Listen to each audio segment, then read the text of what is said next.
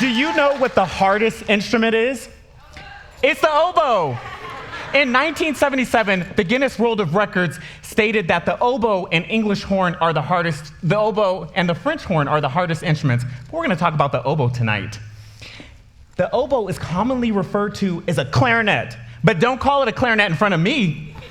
There are significant differences, the biggest one being that the oboe is a double reed and the clarinet is a single reed. The oboe is obviously better because 2 reeds are better than 1. The oboe has its own family of instruments. There's the musette, the oboe, there's an English horn, oboe d'amore, bass oboe. I've had the pleasure of performing with the oboe, of course, the English horn, and the bass oboe. So much fun playing a different family of instruments. I'm gonna play the lowest note of the oboe for you, B flat, and the highest note, which is about a 2.5 octave range. So we study hard to bring out the full range of the instrument to you. A special part about the oboe is that as double reedists, we make our own reeds. You have to spend hours learning to craft and fix the reed. We start from a tube of cane. We do all of this special work to get it to where you see it now after hours and hours of scraping. It's so much fun. I started playing the oboe my freshman year of high school at Hesperia High School, right here in the high desert. My band teacher said, "The oboe is the most challenging instrument. Are you sure you want to play it?" Yes, I do. I took private lessons under Ruth Lincoln. She gave my mom a cheap deal, and I moved so fast among the oboe. And with that, it allowed me to play all of the solos in band. I took all of the center of attention, and some of my band peers were even mad at me about that. But it's the oboe, so we get that special treatment.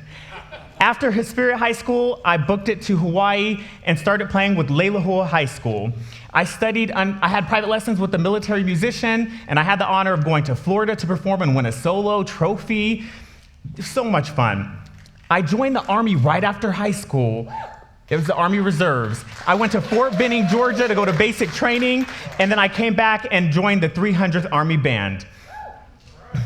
That opened up a big opportunity for me to perform around not only the high desert, but Southern California. So I got to play with the Claremont Symphony Orchestra. I played right here at Victor Valley College. I also started my own trio and quartet, played for weddings, churches. Performing is life for me. The Army sent me to advanced leaders course where I graduated with honors, and guess what happened? My private lessons teacher from high school, the military musician, was the guest speaker. It was incredible for me.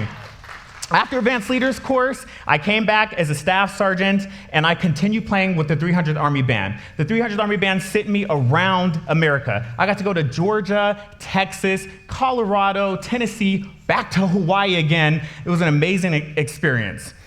I also continue playing with local orchestras as well here.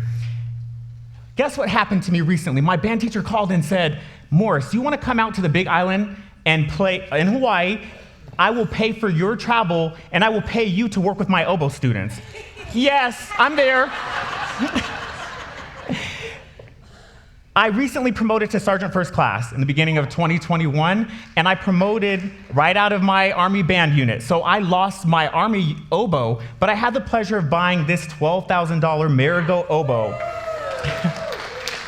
Beautiful specimen here. I promoted into a drill sergeant unit. So my musician career in the Army led me to put on a hat and badge to train soldiers. Insane transition for me. But yes, I'm a drill sergeant in the Army Reserves now.